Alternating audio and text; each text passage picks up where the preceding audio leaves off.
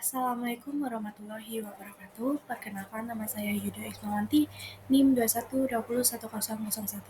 Di sini saya akan mempresentasikan mengenai tugas besar etika profesi yang berjudul Analisa Pengaruh Kinerja Karyawan pada PT XL Asia Tbk. Latar belakang saya mengambil topik ini yaitu keberhasilan suatu perusahaan dipengaruhi oleh kinerja karyawan. Salah satu faktor yang mempengaruhi kinerja pegawai adalah pemberdayaan pegawai. Oleh karena itu, Departemen Sumber Daya Manusia fokus pada isu-isu yang mempengaruhi karyawan. Di sini terdapat 3 rumusan masalah. Yang pertama yaitu faktor apa saja yang mempengaruhi kinerja karyawan menurun pada PT XL Asia Tbk. Yang kedua, apa yang menjadi penyebab karyawan menjadi stres pada PT XL Asia Tbk. Dan yang ketiga, bagaimana upaya meningkatkan kinerja karyawan pada PT XL Asia Tbk.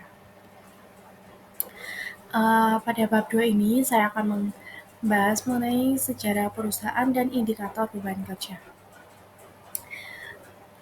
Sejarah perusahaan PT XL Asia Tbk, yang dimana merupakan perusahaan telekomunikasi dan penyedia layanan seluler telemuka di Indonesia yang telah beroperasi sejak tahun 1996.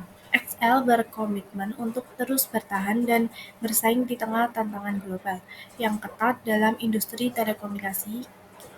Kinerja dan pertumbuhan bisnis XL tidak lepas dari penerapan tata kelola perusahaan yang baik dan efektivitas strategis bisnis perusahaan.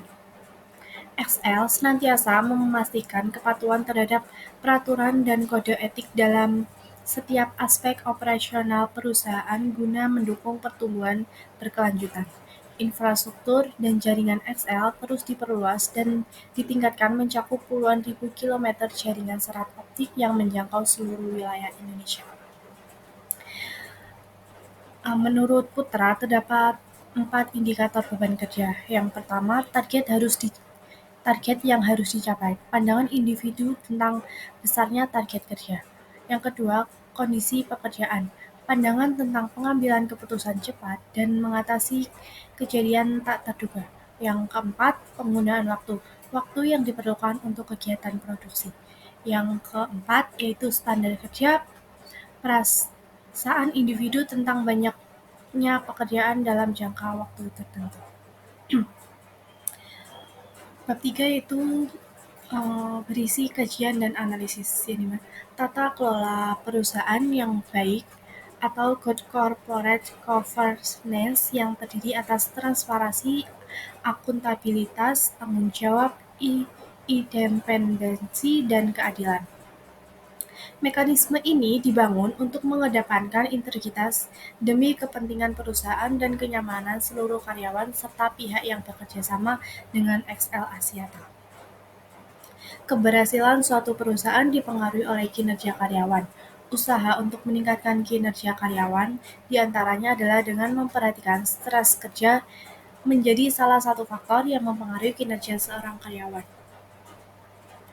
Upaya pemimpin PT XL Asia Tbk dalam memberi motivasi juga dapat dari fasilitas dan kebutuhan kerja karyawan yang memadai serta mendukung. Selain motivasi, penerapan gaya kepemimpinan tidak kalah penting dalam meningkatkan kepuasan kerja karyawan. Secara garis besar, yang diinginkan para karyawan terhadap pimpinannya ialah mendapatkan bantuan dan arahan dalam mencapai tugas mereka.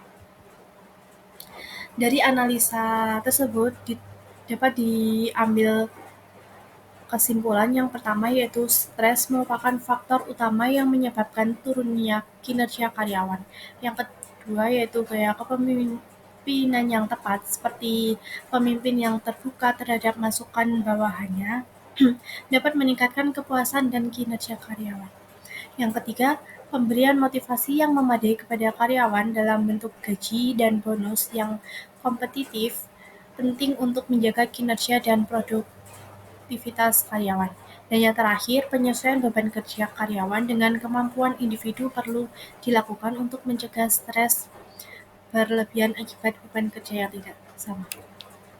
Saran yang harus dilakukan untuk mengatasi permasalahan tersebut yaitu yang pertama, menyesuaikan dengan kemampuan dan kapasitas kerja individu yang bersangkutan dengan menghindarkan adanya beban berlebihan maupun beban kerja yang terlalu ringan.